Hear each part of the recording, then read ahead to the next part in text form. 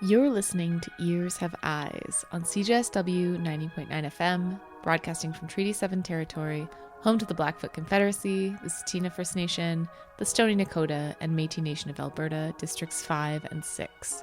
You can also hear our program on Golden Co-Op Radio on the traditional territory of the Ktunaxa people.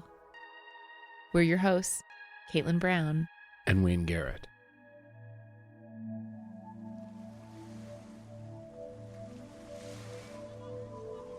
Our July episode responds to a 5-week water crisis still resolving in Calgary, where a massive pipe rupture led to the fear of taps running dry to over 1 million citizens. We've expanded this water anxiety into the theme pressure, water systems, storms, and a rising wash of sound.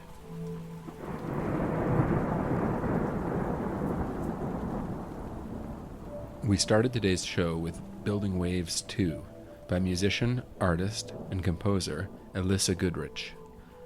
This composition continues a series of sonic studies inspired by the research of climate scientists and fluid dynamics engineers, led by Professor Richard Manasse. The artist interpreted their data from the behavior of bubbles and ocean waves into the electroacoustic composition you just heard. Later on today's show, you'll hear interviews with composer Jeremy Gignoux and public art collective Broken City Lab.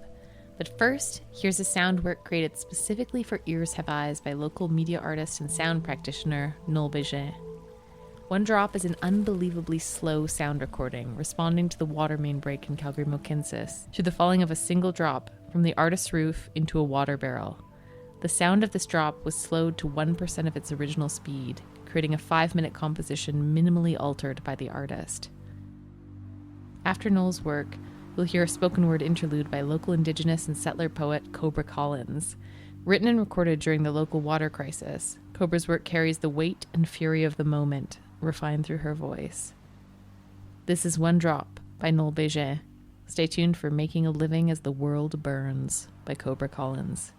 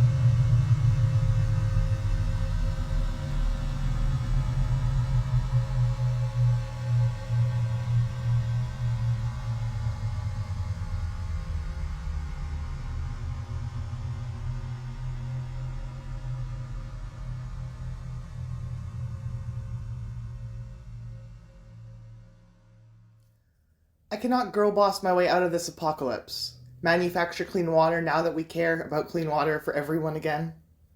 Gray area where I speak of rest as resistance as long as someone has died and provided the funds to stay afloat for a little while. A nod and a smile to the best of intent. Let it mellow as I wallow in online applications. Indeed, it's implied you must be prepared to part yourself out for the greater good, for potential growth. Now that we care about clean water, again, it's important to hustle without the thought of thirst, to drink fully of the privilege of minimum wage and a chance to prove your worth. Run the resume through an AI chat, take the basin of bathwater for your outdoor plants, now that we care about clean water again. Making a living as the world burns. XO.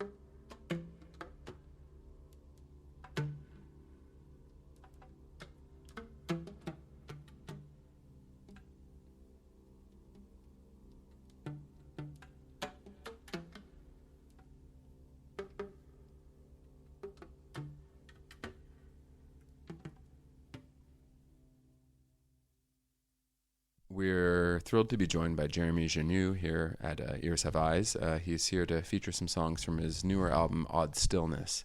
Jeremy, welcome to the program. Thank you. Hi, Wayne. We kicked off with the track Quimsy from your album.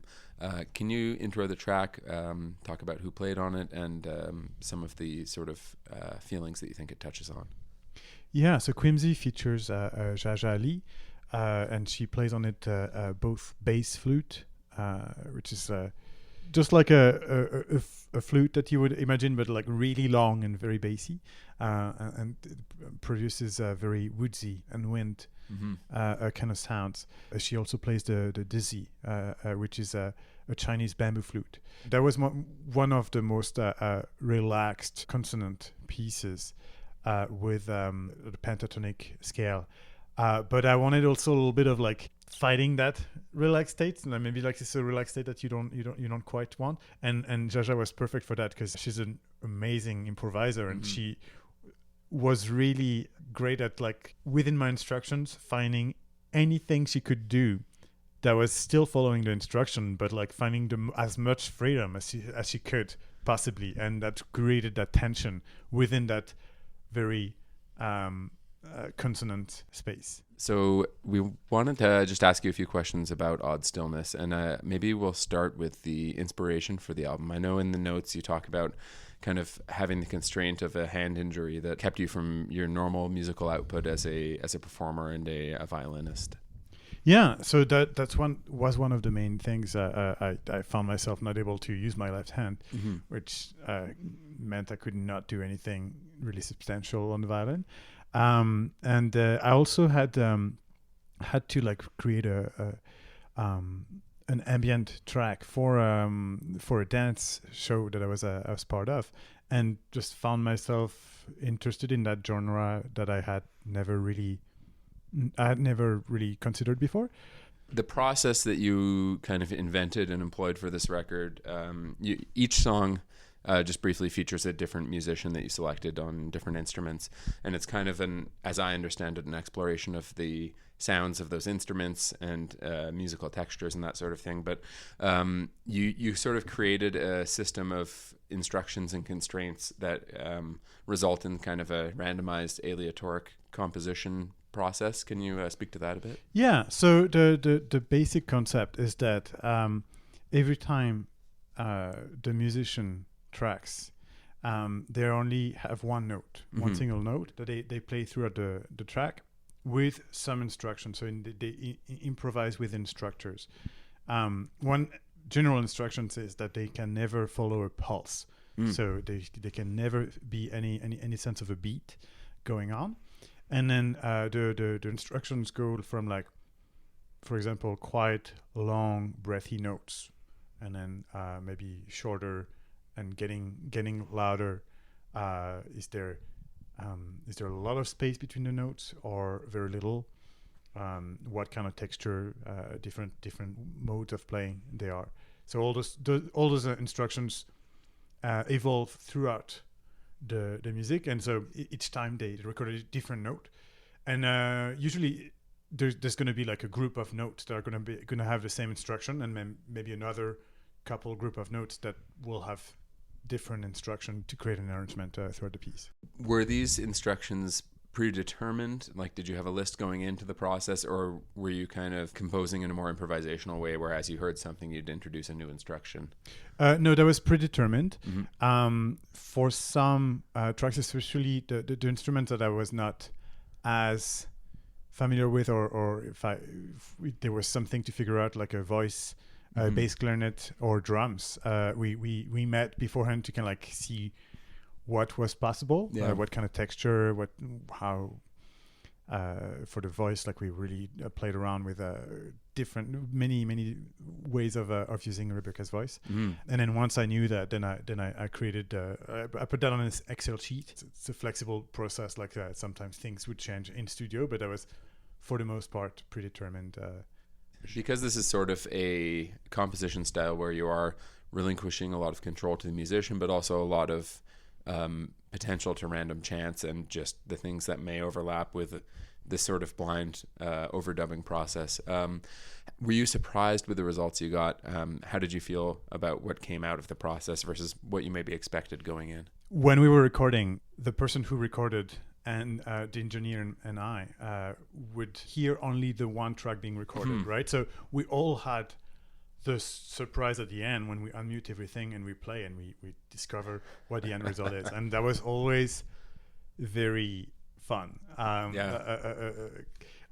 had most of the time a good idea of what the result would be. Like I knew it, I had an idea that it would work, but you never know exactly. So there was always a nice surprise when that happened. And yeah, especially with the timing of some notes. Like there's this point in Quimsy near the end where there's a long silence and suddenly 3 notes almost at the same time, and that was just completely random. And just that was one of the most pleasing time of the first listening is hearing that complete random occurrence.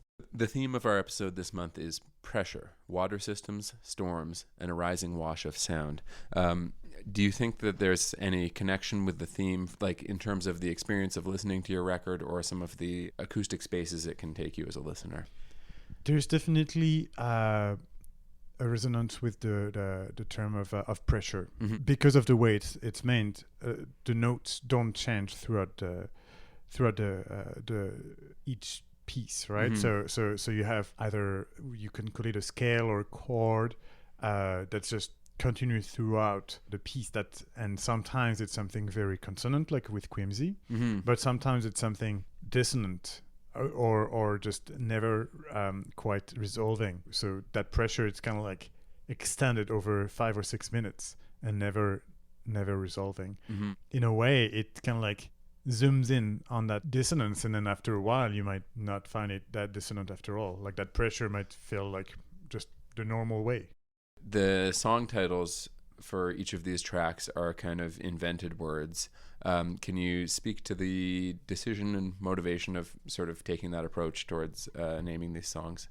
Yeah, so for me, each of those tracks, I try to paint a different state of stillness, whether it's being relaxed or being tense. And so I had something in mind for each track of like what kind of emotion or state I'm alluding to, but I didn't want to tell the listener what to expect.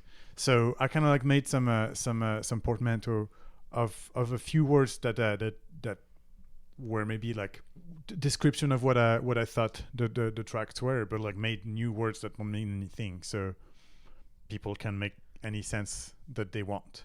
Speaking of the viewer or the listener, I guess, in this case, at the release of this album, you had a listening event that was a bit unconventional. Can you talk about that and how you imagine people might listen to this record, or what the ideal listening situation would be?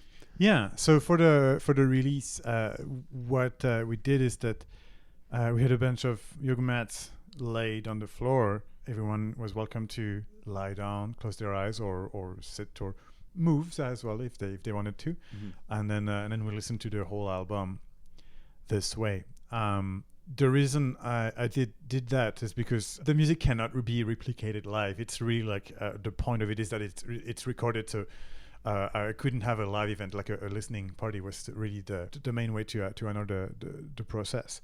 And I really feel like it's the kind of music that's best listened to when you're relaxed, like a really attentive listening experience. And to me, it's best like sitting down or lying down. Some people said they wanted to move along, but I really feel like it's kind of a ambivalent meditation. Yeah. It's not like it's all happy and relaxed. Sometimes it can get pretty tense or surprising. But I really see it as a somewhat of a meditation.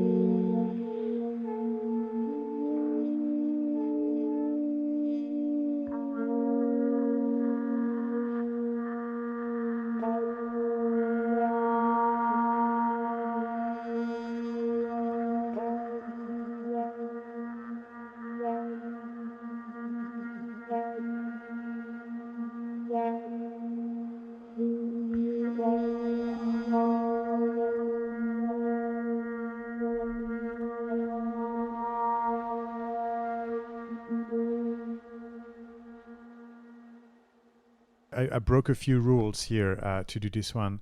First, I had two performers instead of one. Andre Wickenheiser on trumpet and Karsten Rubling on trombone. And they played at the same time. They could see each other, but they could not always hear each other. There were times where I wanted them to play together and times where I wanted them to not be aware of if they were together or not. The other rule I broke is that instead of one note, they had two notes per track.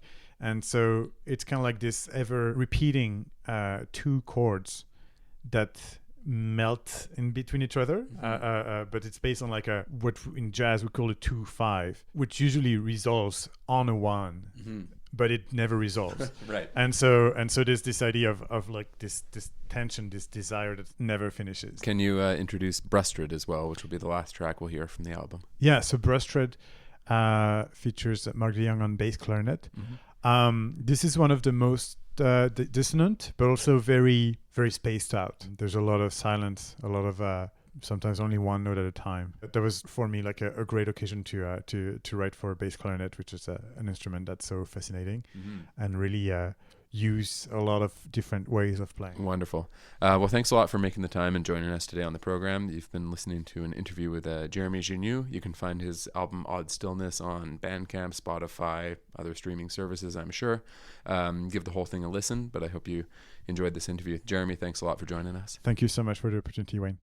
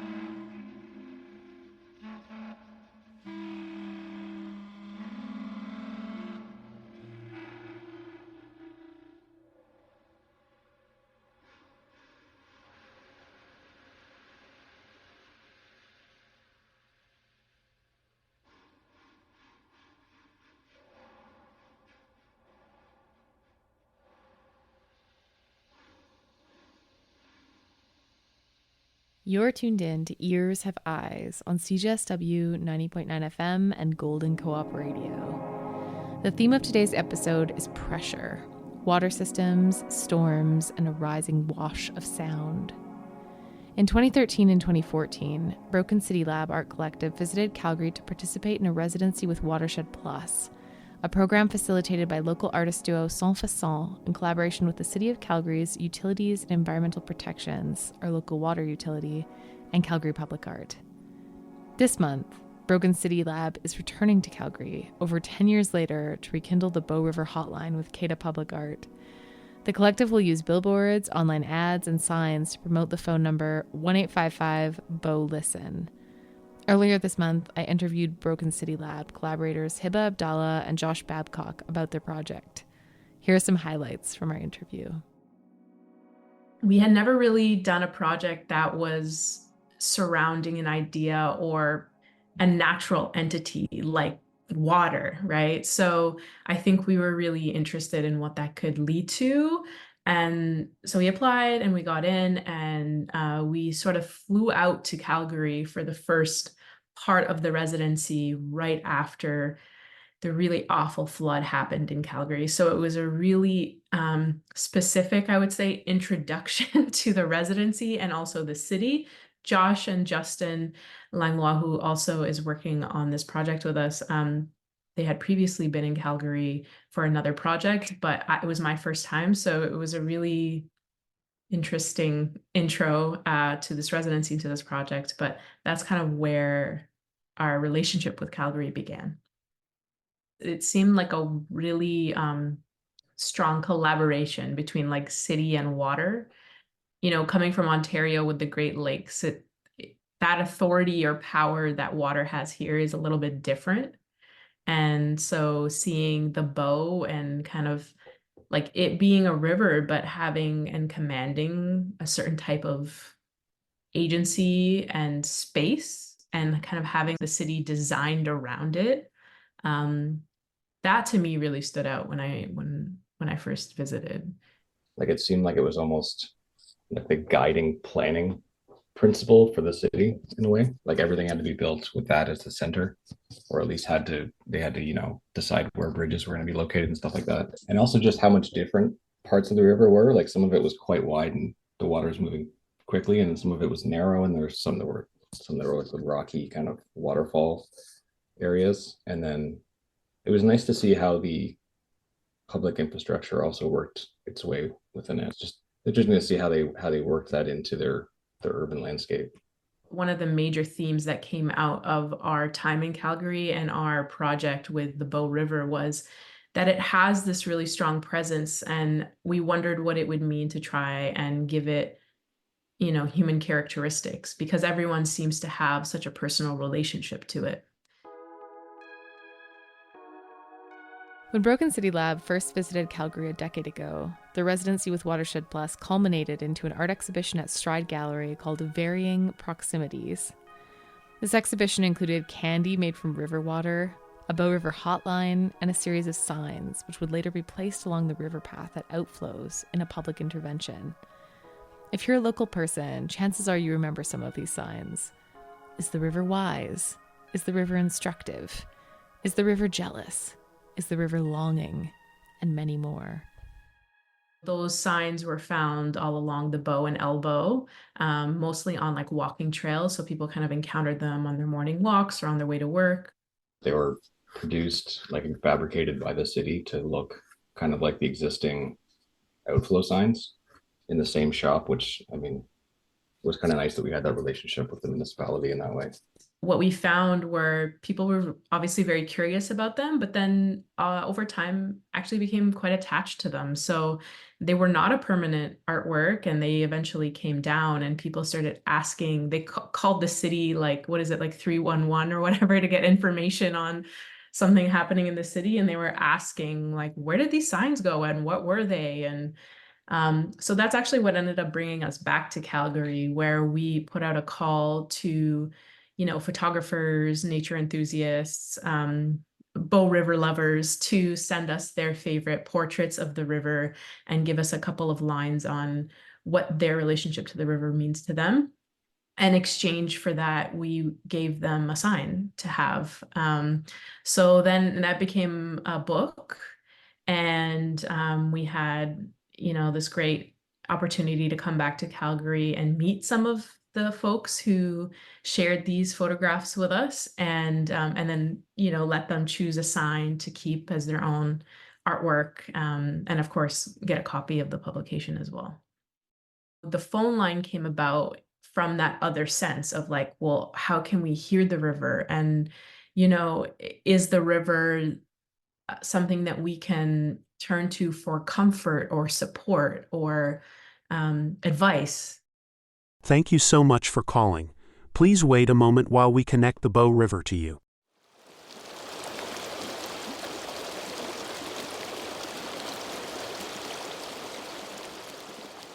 And, maybe there are Calgarians who have moved away and they miss the sound of the river. Is it possible to create a connection for them to hear that sound again? And so that's kind of how the hotline came about. And I would say that for me at least, the main difference between then and now is the positionality of authority that the river holds. I feel like the original line was like a 1-800 number, and it was our Bow River. So there was this possessiveness of the bow belonging to the people. And I feel like in this iteration, with reflection and learning and unlearning, you kind of realize that the river is not something you can claim, but it might be something that can teach you something, right? So it's more about the river giving you rather than you taking. And, this really falls along the lines of like a lot of, climate advocacy and environmental understanding of like where our planet is going, but it also is very much rooted in Indigenous knowledge and understanding how we can have a more harmonious relationship with the kind of natural entities around us. And so in this version, the phone number kind of points to that the river, when you're calling the river, it's giving you something as opposed to you taking. And it's a really subtle difference, but I think for me, grounds the work in a way that's a lot more, reflective of the time that we're in, I would say. I feel like generally speaking, people don't like talking on the phone. Like even when it comes to technical assistance now, a lot of times you can chat with somebody on your computer. Like you don't have to actually speak to anybody. And I feel like that's a little bit sad because there's some, I don't know if it's like an essence or an energy or something that is felt when you're able to speak to somebody on another line or hear someone's voice. And it just didn't feel the same to have the sound of the river appear in, like if we made like an album or something, or, some sort of other sound version of this project. There was an immediacy about a phone line that you can like always reach the river. That seemed important. And also in this iteration, a changing, right? Where when you call back, the sound of the river is different. So there's also this element of time going by. And that just seemed to connect the most with the idea of a hotline. With it being like a toll-free number, that leans a little bit more towards the commercial, like business side of things.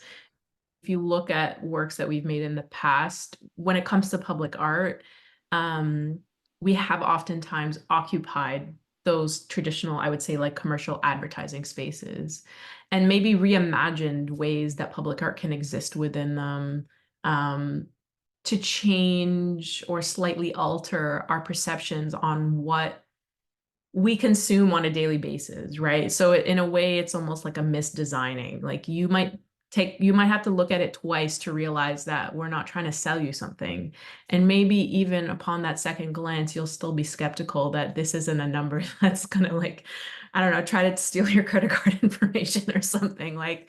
And then even And then even if you do go as far as calling the number because you're curious and you hear the bow, like that still, I feel like leaves you with other questions, which I really love.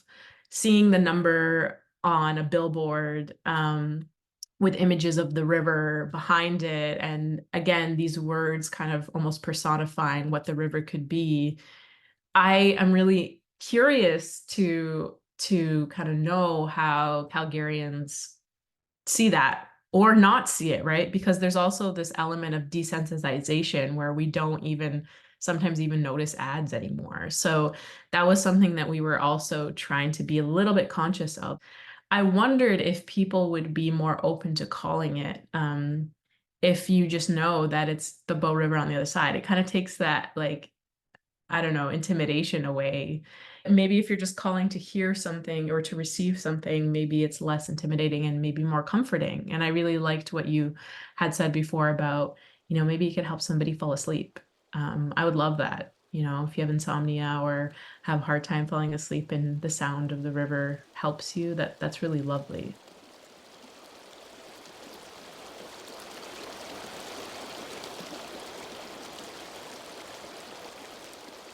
We're talking with Hiba Abdallah and Josh Babcock from Broken City Lab, an art collective visiting Calgary this summer with a new project inviting Calgarians to call 1-855-BOW-LISTEN to be connected to the Bow River.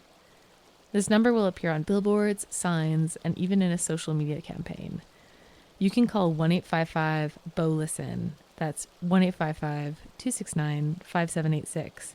Stay tuned to our interview. The recordings are pretty soothing, I have to say, having listened to them all.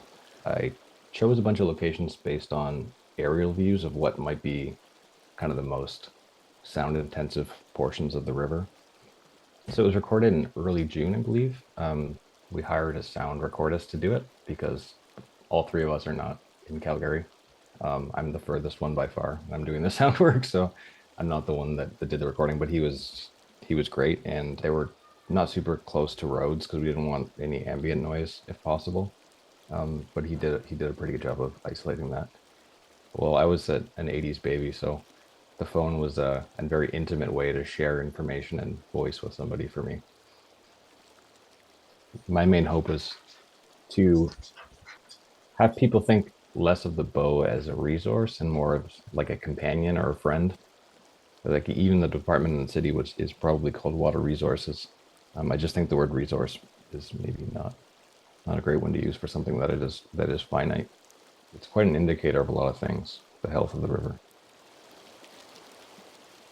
Thinking about something like the Bow and specifically where Calgarians are with the water crisis that's going on and having water be top of mind, I'm curious if it will have people even just momentarily think about that relationship maybe as a little bit more tender as opposed to like transactionary, like this thing is supposed to provide me water and and have it maybe be reframed slightly. But it also might make some people angry because it is something that's so top of mind and it is causing issues with people in different communities. But I feel like I'm just open to whatever type of response people have to it because you can never really predict, or even like I stopped hoping for like certain outcomes because I think that's kind of the joy of working in public is you're gonna get such a diverse response, which to me is just really rich and generative and like fascinating to experience.